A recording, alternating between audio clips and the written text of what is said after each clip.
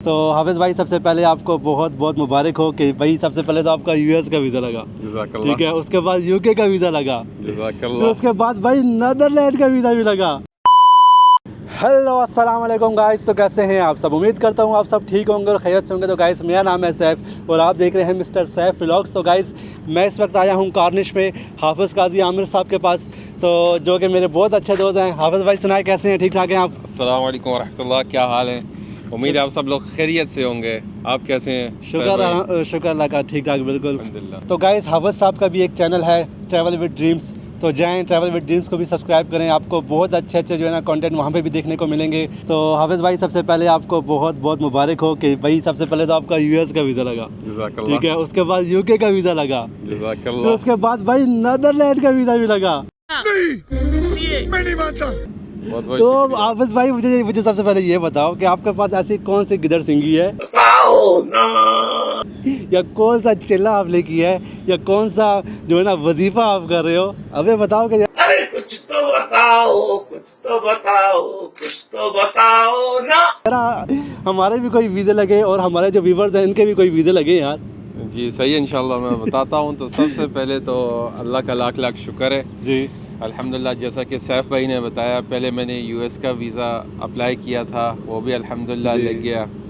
फिर उसके बाद जो है, अगर आपने मेरी वीडियो देखी हो चैनल पे जाके तो आपको पता होगा। तो भाई ट्रैवल विद ड्रीम्स में जाएं, आप इनकी वीडियोस आपको देखने को मिलेंगी, आप इनकी वीडियो देखें पहले जाके। वहाँ पे जो है मैंने अपना यूके वीज़े के हवाले से भी डिटेल दी हुई है, क्या डॉक्यूमेंट्स मैंने लगाए थे, ये सारी जो है वहाँ पे मैंने इन्फॉर्मेशन दी हुई है। उसके बाद जो है जब मेरा वीज़ा लगा था वो वीडियो भी मैंने शेयर किया, आप वहाँ जाके देख सकते हैं। तो फ़िलहाल जो है अभी नीदरलैंड जो है रिसेंटली मेरा वीज़ा लगा है, वो सिर्फ सैफ भाई को पता है और अब आप लोगों को पता चल गया होगा, क्योंकि अभी तक उसकी वीडियो मैंने नहीं बनाई। बिल्कुल तो इंशाल्लाह वो जल्दी बना के मैं अपलोड करूँगा। ठीक है जी। तो हाफिज़ भाई मुझे ये बताएं कि सबसे पहले आप मुझे यूएस के बारे में बताएं, यूएस के वीज़े के बारे में। आपने तो ट्रैवल भी किया वहाँ पे, जी। तो ये बताएं कि कैसे आपने जो है ना यूएस का वीज़ा अप्लाई किया, मतलब आपका वीज़ा लग गया, फिर आप ट्रैवल भी करके आ गए, जब आप एयरपोर्ट पे पहुँचे वहाँ पे आपसे क्या सवालात हुए और क्या मतलब ऐसा हुआ, बताएं ज़रा। जाने से पहले जो है मैं थोड़ा सा वीडियोस वगैरह देख रहा था, तो वहाँ पे काफ़ी लोगों ने कहा था, कुछ लोगों ने कहा था कि भाई थोड़ा मुश्किल होता है, काफ़ी क्वेश्चंस करेंगे, अलग रूम में बिठाएंगे, इंटरोगेशन रूम जो होता है वहाँ पे। तो तवक्कल तो अल्लाह करके मैं चला गया था। अच्छा। और अपनी पूरी तैयारी करके मैं गया था। होटल बुकिंग जो है वो मैं पेड करके गया था ताकि मसला ना हो। तो वीज़ा तो था, तो क्योंकि इमिग्रेशन वालों के मूड पे भी होते हैं, अगर वो डिपोर्ट कर दें या वीज़ा रिवोक कर दें तो उनके पास अथॉरिटी होती है जी, तो चांसेस कम होते हैं। आपके साथ में एयरपोर्ट पे ऐसा कुछ हुआ? नहीं, ऐसा कुछ भी नहीं हुआ। मैं होटल बुकिंग पेड लेके गया था, रिटर्न टिकट थी मेरे पास और मुझे पता था मैंने कहाँ कहाँ घूमना है, वो मैं बिल्कुल याद करके गया था। ठीक है। और जब मैं वहाँ पहुँचा एयरपोर्ट पे तो ऑफिसर ने बड़े अच्छे तरीके से मुझे गुड मॉर्निंग कहा। उस वक्त मॉर्निंग का टाइम था, मैं अर्ली मॉर्निंग फ़्लाइट उतर गई थी वहाँ पे। सही। तो उसके बाद उसने मुझे पूछा कि आप क्यों आना चाहते हैं, पर्पज़ ऑफ विज़िट क्या है। तो मैंने कहा टूरिज़म के लिए मैं आया हूँ। ठीक है। तो फिर उसने मुझे पूछा कि आपके पास कितना कैश है, तो मैंने उनको कहा $3000 में। उस वक्त मैं शो मनी पूछी थी आपसे? शो मनी सिर्फ पूछी थी, दिखाई नहीं मैंने। मैं तो असल में मैं यहाँ से जो है ना दोस्तों से उधार लेके गया था ज़्यादा पैसे, ताकि इमिग्रेशन इजीली क्लियर हो जाए। अच्छा। तो हालांकि वहाँ पे मैं 8 दिन 9 डेज़ में रहा था। और टोटल जो मेरा ख़र्चा हुआ था घूमना फिरना, जिसमें न्यूयॉर्क में घूमा था, और ये सारी वीडियोस जो है मेरे अपने चैनल पे हैं, आप लोग देख सकते हैं। जो ख़र्चा हुआ था वहाँ पे तकरीबन अराउंड $550 से $600, जिसमें ब्रेकफास्ट इंक्लूड था, डिनर इंक्लूड था, ट्रांसपोर्टेशन इंक्लूड थी। और वहाँ पे 1 नाइट जो है मैंने वाशिंगटन डीसी में मैंने स्टे किया था, वो मुझे एक्स्ट्रा पड़ा था, वो भी इसी में इंक्लूड है। और वो $100 का मुझे वो रूम पड़ा था, $106 का। तो हाफिज़ भाई आपका जो ये 7-8 दिन का ट्रैवल था, तो इसमें आपका कितना खर्चा आ गया? टिकट समेत, रिटर्न टिकट समेत सब कुछ? टिकट जो है वो मुझे 3450 दरहम की पड़ी थी। और अकोमोडेशन जो है वो मुझे तकरीबन $80 पर नाइट पड़ा था। वो बेसिकली जो है ना $80 इसलिए पड़ी थी, वो मैंने पार्टीशन ली थी। वहाँ पे एक होटल है बावरी ग्रैंड होटल के नाम से, अगर आप वहाँ जाते हैं तो मैनहट्टन में स्पेशली, मैनहट्टन एक्सपेंसिव है, तो मेरा मशवरा यही होगा कि आप लोग अगर न्यूयॉर्क जाते हैं तो सबसे अच्छी जगह रहने के लिए है ब्रुकलिन। एक तो खूबसूरत भी है, उसके अलावा फिर मैनहट्टन ब्रिज और ब्रुकलिन ब्रिज के करीब करीब है। सही। तो ये जो है ना, आप वहाँ अगर स्टे करते हैं तो आपके काफ़ी पैसे बच जाएंगे, 50% बच सकते हैं। अगर वहाँ $80 है तो आपको $36-37 में बड़ा अच्छे रूम वहाँ मिल सकते हैं ब्रुकलिन में। सही है। तो $80 के हिसाब से था पर नाइट मुझे मिला था पार्टीशन, और खाने पीने घूमने पे तो वो तकरीबन $550 वो था, और 3,450 की जो टिकट थी, यही मेरा टोटल ख़र्चा हुआ था। अगर इसको डॉलर्स को भी अगर कन्वर्ट करें और देखा जाए तो तकरीबन 7,500 से 8,000 दिरहम लगा था। और पाकिस्तानी कितने हो जाएंगे तकरीबन? पाकिस्तानी फिर आप जो है अभी कन्वर्ट कर लें भाई, 8,000 दिरहम को जो है ना मल्टीप्लाई कर लें। इस वक्त रेट जो चल रहा है दिरहम का 77 पॉइंट समथिंग है, तो आप कन्वर्ट करें, देखें कि आपका जो है ना कितना खर्चा आता है। तो और अच्छा हाफिज़ भाई, हमारे जो व्यूवर्स हैं अप्लाई करना चाहते हैं यूएस के लिए, या उसके लिए आप उन्हें कोई टिप देना चाहोगे भाई कि यूएस के वीज़ा आप जो है ना अप्लाई करें, इनका रेशो कैसा है, मतलब इनको क्या अप्लाई करना चाहिए या नहीं करना चाहिए? बिल्कुल करना चाहिए, बिल्कुल करना चाहिए। जैसा कि आपको पता है मैं पहले क्या काम करता था, ये तो आपको पता है। मैं एज अ ड्राइवर काम करता था कंपनीज में, और फिर मुझे शौक चढ़ा था घूमने का। फिर एक एजेंट के पास मैं गया, वहाँ पे जो है वो वर्क परमिट के लालच में, तो वहाँ पे जो है तकरीबन 10 महीने मेरे वेस्ट हो गए, और पैसे भी अच्छे खासे भर दिए थे। तो उसके बाद ये बात है आज से तकरीबन 4-5 साल पहले की, 4 साल पहले की। सही। तो कोरोना के बाद की बात है। तो उसके बाद जो है फिर जब धोखा हो गया, वहाँ पे नाउमीदी होगी, मायूसी होगी, फिर उसके बाद जो है मैंने तवक्कल तो अल्लाह करती है, ऐसा कौन सा काम है जो हम लोग नहीं कर सकते। थोड़ी सी मेहनत की ज़रूरत होती है। आपको तो पता, मुझे तो इंग्लिश इतनी भी अच्छी नहीं है मेरी, और तो फिर भी जो है मैंने कोशिश की, वीडियोस वगैरह देखी किस तरह अप्लाई करना है, वो मैंने खुद अप्लाई किया। सबसे पहले तो फिर मैंने अपनी ट्रैवल हिस्ट्री पे काम किया था। जैसा कि आपको पता है, मैं फिर श्रीलंका, मलेशिया, थाईलैंड, इंडोनेशिया, और ये सारे मैंने एक रूट में किए ताकि कम खर्चा हो। और क्या ये बात बताएं कि आपने यूएस का वीज़ा अप्लाई करने से पहले आपने कितने कंट्री विजिट किए थे? मैंने जो कंट्री विजिट की थी वो तकरीबन 6 थी। और 5 जो है वो मैंने एक रूट में की थी, अबू धाबी से श्रीलंका, मलेशिया, थाईलैंड, इंडोनेशिया, फिर उसके बाद कतर, वापसी पे कतर आ गया था, 2 दिन वहाँ स्टे करके फिर मैं आ गया। और उसके बाद फिर 2 महीने बाद मैं उज़्बेकिस्तान चला गया था, और सऊदी अरेबिया ऑलरेडी मैं उम्रे पे कई बार जा चुका था, तो वो ऑलरेडी उसको भी मैंने ट्रैवल हिस्ट्री में काउंट करके बता दिया। फिर यूएस वीज़ा लगने के बाद मैं यूएस गया था, फिर उसके बाद जो है वापस आके एज यू नो के मैं फिर जॉर्डन गया था अपने यासिर भाई के साथ। अच्छा, जॉर्डन की जो ना उसकी बात बाद में करते हैं। ठीक है। अच्छा, तो देखे जब भाई का वीज़ा लगा था ना, भाई रात को आए थे कि भाई ओ साहब भाई मेरा वीज़ा लग गया यूएस का, तो भाई काफ़ी खुश थे। फिर हमने जो है ना भाई से ट्रीट लिया, भाई से हमने कुकर शुकर खाया वो तो बिल्कुल। फिर जो है ना बहुत बड़ी थी। बिल्कुल। तो उसके बाद जो है ना भाई गए हैं, भाई यूएस भी ट्रिप करके आए हैं, सारा जो है ना घूम के आए हैं। तो इनकी वीडियोस जो है ना मैं नीचे डिस्क्रिप्शन में दे दूंगा इनके चैनल का, तो आप जाएँ इनकी जो है ना यूएस वाली वीडियोस भी देखें। तो अच्छा, अब चलते हैं जॉर्डन पे। तो भाई अगर तो मैं आपको बताऊँ ना, ये जॉर्डन जो है ना घूम के आया है, कितने में घूम के आएंगे आप लोग गैस करो। उसके बाद हाफिज़ भाई आपको बताएंगे कि भाई जॉर्डन ये दुबई से मतलब यूएई से ये कितने दरम में जो है ना गए और वापस भी आया है। सबसे पहले तो आपको पता है जॉर्डन जो है वो थोड़ा एक्सपेंसिव भी है। बिल्कुल। और बस ये बाय चांस था कि मुझे एक दिन विज़ एयर पे टिकट वैसे ही मैं चेक करता रहता था, तो एक दिन मैंने चेक की तो टिकट जो है वो मुझे 96 दिरहम की रिटर्न पड़ रही थी। टिकट वाली। और उन दिनों मैं फारिग भी था, मुझे पता था इन दिनों में मेरी छुट्टियां हैं, तो वो टिकट जो है मैंने बुक की, और मैं एज अ मेंबर भी था विज़ एयर का, मेंबरशिप ली हुई थी, तो उस वजह से वो डिस्काउंट वगैरह करके मुझे 96 दिरहम की रिटर्न टिकट पड़ी। मेरा प्लान नहीं था जाने का, पर मैंने टिकट बुक कर ली। मैंने कहा इतनी एक्सपेंसिव नहीं है उस वक्त, अगर छुट्टी मिल गई और मुझे उम्मीद थी मिल जाएगी, और मैंने टिकट बुक कर ली थी पहले ही, 2 महीने पहले मैंने बुक कर ली, और 96 दिरहम की रिटर्न टिकट मिली थी। और वहाँ पे फिर खर्चा, घूमना फिरना, सारी वीडियोस जो है मेरे चैनल पे आप देख सकते हैं। तो भाई सोचो 96 दिरहम में रिटर्न टिकट, यहाँ से जॉर्डन और जॉर्डन से वापस सिर्फ और सिर्फ 96 अकाबा सिटी के लिए टिकट, अकाबा सिटी की। और वहाँ जो है जॉर्डन जब हम लोग अकाबा गए, वहाँ होटल स्टे, खाना पीना, फिर हम लोग वादी रम गए, वहाँ का घूमना फिरना, पैकेज खाना वहाँ का।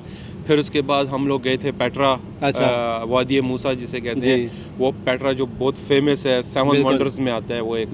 तो वो जगह जो है वो टिकट बहुत एक्सपेंसिव थी वहाँ की।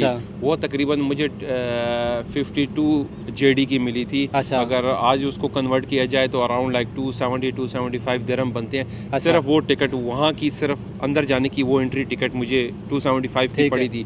और ये सब टोटल कॉस्ट जो है ना, ये मैं मिला के बता रहा हूँ, मैं और मेरे दोस्त था यासिर भाई, तो टोटल हमारा खर्चा आया था 1700 दिरहम। तो उसमें जो है अगर हम 2 बंदों पे डिवाइड करें तो पर बंदा जो है 850 दिरहम थी। या आप मेरी वीडियोस देख सकते हैं, आपको उनमें पूरी डिटेल पता चल जाएगी कि कहाँ कहाँ हम लोग गए थे और क्या क्या एक्टिविटी हम लोगों ने की थी। सही। और कहना जॉर्डन में आपका फ़ोन भी गुम हो गया था, आपने बताया था। जी, वो सीरीज़ भी है, बस अल्हम्दुलिल्लाह, अल्लाह का शुक्र है। तो भाई आप जाके जॉर्डन वाली सीरीज़ देखी, वहाँ पे इनका जो है ना फ़ोन जो है ना गुम हो गया था। तो फिर जो है ना जॉर्डन की पुलिस ने भाई इनको जो है ना तकरीबन 2 घंटे के अंदर अंदर इनका फ़ोन इनको वापस ला के दिया। बिल्कुल। तो यार सबसे पहले तो विज़ एयर बेस्ट है यार, ट्रैवल जिंदाबाद। विज़ एयर जिंदाबाद भाई, हम जैसे बजट लोगों के लिए, बजट ट्रैवलर्स के लिए। अच्छा हाफिज़ भाई, अभी आते हैं आपके यूके के वीज़े की तरफ। ठीक है, तो यूके का वीज़ा आपका कब लगा, कैसे लगा, कैसे आपने अप्लाई किया, आपने कैसे सोचा कि भाई अब मुझे यूके का वीज़ा अप्लाई करना चाहिए, तो इसके बारे में कुछ बताइए। जब मैं यूएस से वापस आया था अभी रिसेंटली 2024 में, मैं मई में वापस आ गया था। और फिर जो है ना 4 महीने बाद, उस वक्त थोड़ी बैंक स्टेटमेंट की तैयारी कर रहा था, बैंक स्टेटमेंट थोड़ी और अच्छी हो जाए। फिर ये मैंने अप्लाई किया था नवंबर में। नवंबर के महीने में अप्लाई किया था, और तकरीबन 24 दिन के बाद जो है इसका रिज़ल्ट मुझे आ गया, और बड़े पॉजिटिव वे में आया। 6 महीने का मल्टीपल एंट्री वीज़ा मुझे मिल गया था। माशाल्लाह माशाल्लाह। तो उस वक्त भी बड़ी खुशी हुई थी, बताया था आपको, याद है? मैं उस वक्त पाकिस्तान में था जी, आपने मुझे मैसेज किया था कि भाई मेरा यूएस का वीज़ा भी लग गया। अभी नीदरलैंड का भी 4-5 दिन पहले लगा है। जी, वो भी आपने बताया है जी। तो भाई नीदरलैंड की तो ट्रीट अभी रहती है आप पे जी, इंशाल्लाह आपसे लेंगे। बिल्कुल। तो जैसे कि आपको मैंने बताया था 4-5 दिन पहले जब मेरा नीदरलैंड का वीज़ा लगा था, तो दिखाया जरा व्यूअर्स को, क्या बात है भाई, क्या बात है। जरा नीदरलैंड का वीज़ा, शेंजन वीज़ा। अच्छा, शेंजन वीज़ा आपको कितने दिन का स्टे मिला है?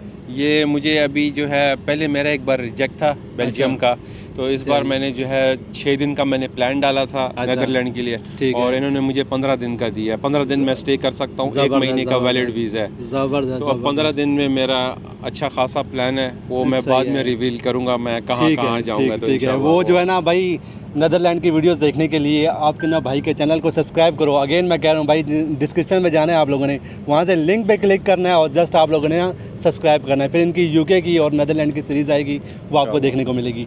तो अच्छा ये बताएं कि यूके का वीज़ा आपने डॉक्यूमेंट्स क्या लगाए थे उसमें, अगर हमारे व्यूवर्स अगर अप्लाई करना चाहें तो उनको कौन कौन से डॉक्यूमेंट ज़रूरत होंगे, और कैसे मतलब वो लोग अप्लाई कर सकते हैं? डॉक्यूमेंट्स यूके के जो हैं बहुत सिंपल हैं। ठीक है। जैसे कि नॉर्मली हम लोग डॉक्यूमेंट्स लगाते हैं किसी कंट्री वीज़ा के लिए, इसमें जो है मैं एक बार फिर बता देता हूँ, पासपोर्ट कॉपी थी, वीज़ा कॉपी थी, और ये सारे ऑनलाइन अपलोड हुए थे, और एमिरेट्स आईडी की जो कॉपी थी वो अपलोड होगी, और वीज़ा जो है वो।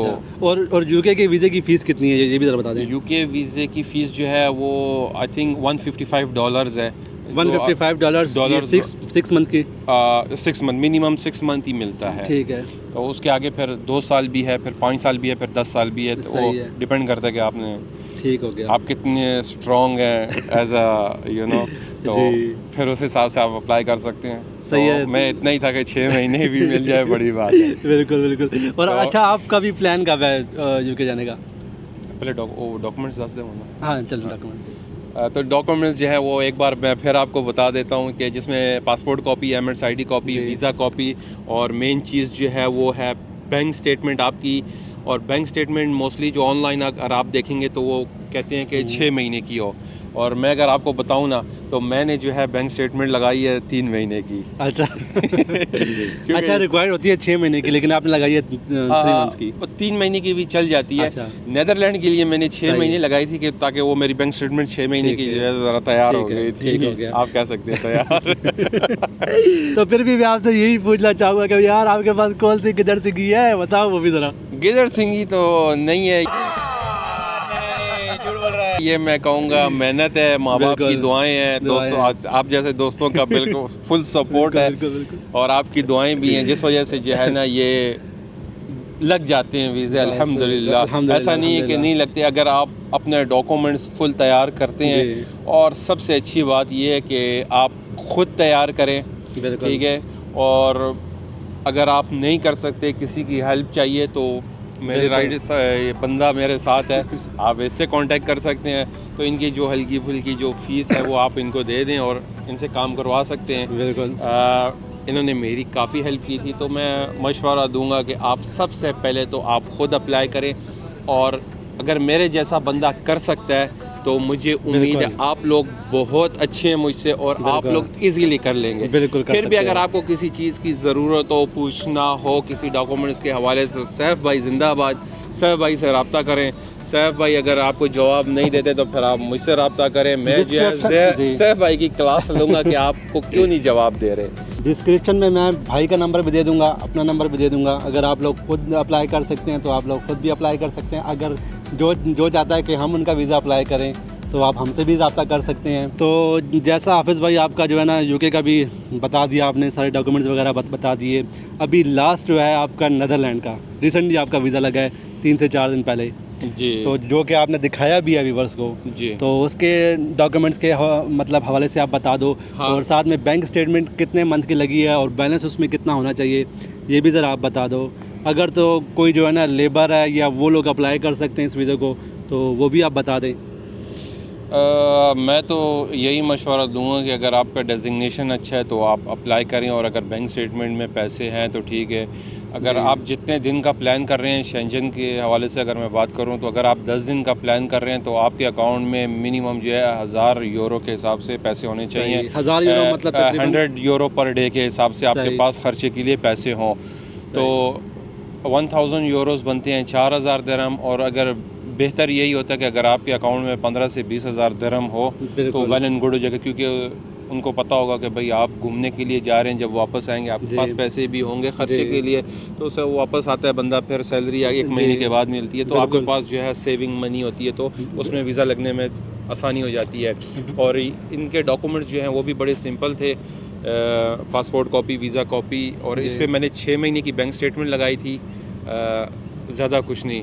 और यूके में जो है वो स्पेशली कवर लेटर लगाया था। अगर आपके बैंक में अकाउंट में कोई बंदा अगर आपको पैसे भेजता है और आप यूके के लिए अप्लाई कर रहे हैं, और वो मनी के बारे में अगर आप कवर लेटर में एक्सप्लेन नहीं करते, चाहे वो 5 रुपये हो, 10 रुपये हो, 20 रुपये हो, 100 1000 हो, उसके बारे में आपने कवर लेटर में एक्सप्लेन करना है डेट के साथ। इस तारीख को मेरे अकाउंट में ये अमाउंट आई थी, ये इस बंदे ने ली थी, पर्पज़ क्या था, लोन लिख लें, जो भी है, मतलब जो पर्पज़ है वो उसमें थोड़ा सा मेंशन कर दें ताकि वो कवर लेटर में मौजूद हो। अगर आप मेंशन नहीं करते तो इनकेस वीज़ा रिजेक्ट हो जाता है, वो आपको बताते हैं कि भाई आपने सैलरी के अलावा ये आपके अकाउंट में पैसे आए और आपने नहीं बताया। सही, मतलब जो है ना मेन चीज़ है ना कवर लेटर यहाँ पे है, कवर लेटर और बैंक स्टेटमेंट। देखें बहुत से लोग ऐसे होते हैं ना कि वो समझते हैं बैंक स्टेटमेंट ऐसी है कि भाई हम जो है ना हर महीने उसमें पैसे डालते हैं निकाल लेते हैं, पैसे डालते हैं निकाल लेते हैं। तो नहीं भाई, ये चीज़ नहीं होती। बैंक स्टेटमेंट मतलब मेंटेन बैंक स्टेटमेंट के आपके बैंक अकाउंट में सैलरी कितनी आ रही है, आप उसमें से ना खर्च कितना कर रहे हो, और फिर आपकी उसमें से सेविंग कितनी है, तो ये होती है बैंक स्टेटमेंट। मैं बता देता हूँ कि बैंक स्टेटमेंट किस तरह करनी चाहिए। मिसाल के तौर पे अगर आपकी सैलरी 4000 है, 5000 है या 6000 है जी, तो हम ले लेते हैं 5000 को। बिल्कुल। अगर आप फैमिली के साथ रह रहे हैं तो आप जो है महीने का 2000 या 2500 ख़र्चा करें, बिल्कुल ठीक है। और जितनी ट्रांजैक्शन आप कर रहे हैं कोशिश करें कार्ड से करें, ताकि वो हर प्रूफ जो है वो बैंक स्टेटमेंट में आता है। और अगर 5,000 सैलरी है, आप 2,000 कर रहे हैं या 2,500 कर रहे हैं, चलो 2,500 ले लेते हैं, तो 2,500 आपकी सेविंग हो रही है। और हर महीने इतना ही खर्चा आ रहा है, कभी 2,400 कभी 2,500, तो इतने ख़र्चा अगर आप मेंटेन कर रहे हैं 6 महीने के लिए और हर महीने 2,500 दिरहम आपका सेव हो रहा है, तो ये सबसे अच्छी बैंक स्टेटमेंट है। उसके अलावा एक्स्ट्रा कोई अगर अमाउंट आ रही है और वो आपने जो है शो नहीं किया, बताया नहीं उनको, तो उसमें वीज़ा रिजेक्ट होने के चांसेस फिर हो जाते हैं। तो बेहतर यही है, अगर अमाउंट कोई किसी ने भेजी है 1,000 दिरहम, तो आप वो एक्सप्लेन करें कि जैसे कि सैफ भाई ने जो है जी मुझे 1,000 दिरहम भेजा है, तो इन्होंने मुझे क्यों भेजा है, इन्होंने मुझे कुछ टाइम पहले मुझसे लोन लिया था और इन्होंने मुझे आज लोन रिटर्न कर दिया, ये अमाउंट उस तारीख़ की है, नाम के साथ डेट के साथ आप कवर लेटर में लिख दें। और कोशिश करें कवर लेटर में हर चीज़ आप एक्सप्लेन करें, आपका प्लान क्या होगा, आप कहाँ कहाँ जाएंगे और आप कितने पैसे खर्च करेंगे और कितने जो है मतलब आपके अकाउंट में पड़ेंगे। तो ऐसे ये सब। तो आबस भाई बहुत बहुत शुक्रिया आपका कि आपने हमें इतना टाइम दिया, टाइम निकाला, हमें हमारे और हमारे व्यूवर्स को जो है ना अपने बारे में बताया। तो आखिर में आप जो है ना हमारे व्यूवर्स से क्या कहना चाहेंगे? मैं तो यही कहना चाहूँगा कि कोशिश करते रहें, हार न मानिए, इंशाल्लाह कामयाबी जो है वो आपके कदम चूमेगी इंशाल्लाह। बस ये है कि आपने अपनी तरफ से अपना 100% आपने देना है, आपने कभी मायूस नहीं होना। मायूसी जो है वो हराम है इस्लाम में, और तवक्कल तो अल्लाह करें।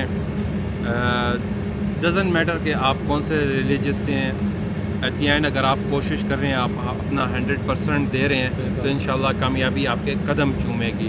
बस आपने कोशिश करते रहना है। और आप जैसे सैफ भाई को मेरे बारे में सब पता है, मैं किस तरह स्ट्रगल करके ऊपर आया, एज अ लेबर कह सकते हैं या ड्राइविंग जॉब से स्टार्ट करते करते अल्हम्दुलिल्लाह, और फिर अपने ख्वाब पूरे करता रहा हूँ और अल्हम्दुलिल्लाह आज भी पूरे कर रहा हूँ।